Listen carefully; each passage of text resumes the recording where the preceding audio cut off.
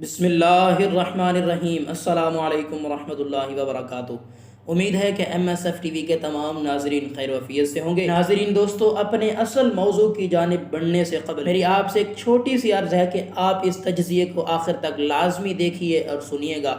मैं जानता हूँ कि आप लोग तज्ज़िया निगार लोगों के ही सुनते हैं, ना कि मुझ जैसे वेले शख्स के, लेकिन मुझे ये यकीन है कि अगर आप अगले चंद मिनट इस वीडियो को देते हैं तो ये आपके ज़ाया बिल्कुल नहीं होंगे, बल्कि मुझे यकीन है कि आपकी ये तवज्जो का मरकज़ बन जाएंगे। तो जी हाँ, बताइए जनाब, दहशत गर्द वज़ीर आज़म साहब, मज़ा तो आ रहा है ना दहशत गर्दों से जेल में जाकर मुज़ाकरात करके।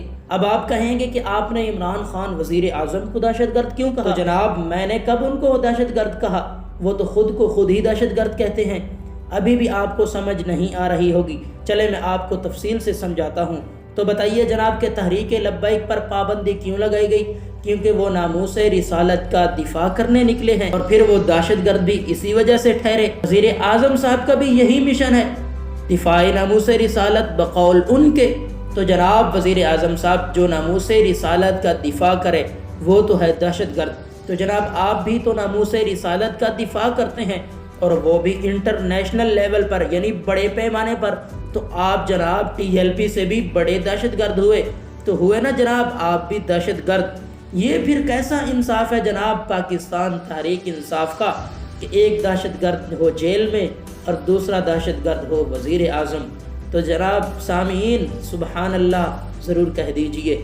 जनाब वज़ीर आज़म इमरान खान साहब, आप अपनी हर तकरीर के शुरू में कुरान मजीद की ये आया मुबारक पढ़ते हुए नजर आते हैं, इय्याका नअबुदु व इय्याका नस्तईन, कि या अल्लाह हम तेरी इबादत करते हैं और तुझी से ही मदद मांगते हैं। और कल मुझे आपके खिताब के बाद ये शौक़ लगा कि आप अपनी तकरीर के शुरू में एक तरफ अल्लाह ताला से मदद मांगते नजर आते हैं, और फिर उसी लम्हे अपनी उसी तकरीर के आखिर में ये कहते हुए नज़र आते हैं कि अगर हम फ्रांस के सफ़ीर को यहाँ से निकाल देते हैं तो यूरोप के ममालिक आपसे नाराज़ हो जाएंगे और वो आपकी मदद नहीं करेंगे। तो मतलब ये हुआ साफ साफ जनाब आली कि आप सिर्फ कुरान मजीद को रटने के कायल हैं वज़ीर आज़म साहब, ना कि मानने और समझने के। तो फिर जनाब मुंतखब वज़ीर आज़म साहब, आप ये भी कहते हैं कि फ़्रांस या दीगर ममालिक से फ़्रांस का सफ़ीर निकाल कर ताल्लुक़ ख़राब नहीं कर सकते।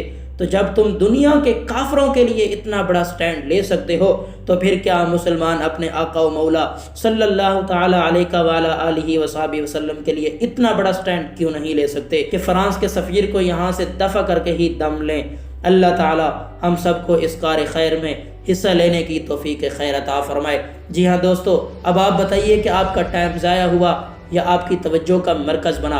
अगर आपको लगता है कि ये टाइम आपका ज़ाया नहीं हुआ बल्कि आपकी तवज्जो का मरकज़ बना है, तो फिर मेरी ये गुजारिश है कि इस वीडियो को आगे शेयर कर दीजिए ताकि किसी और यूथी की तवज्जो का मरकज़ बन जाए और आज ही वो तौबा तैब होकर अल्लाह ताला की तरफ रुजू कर ले। अल्लाह ताला हम सब का हामी व नासिर हो। मिलते हैं इंशाअल्लाह जल्द अगली वीडियो में, तब तक के लिए आप अपना और अपनी फैमिली का बहुत ज़्यादा ख्याल रखिएगा। अपने मेज़बान मोहम्मद साजिद फरीद को इजाज़त दीजिए। मिलते हैं जल्द ही इंशाअल्लाह नेक्स्ट वीडियो में, तब तक के लिए अल्लाह।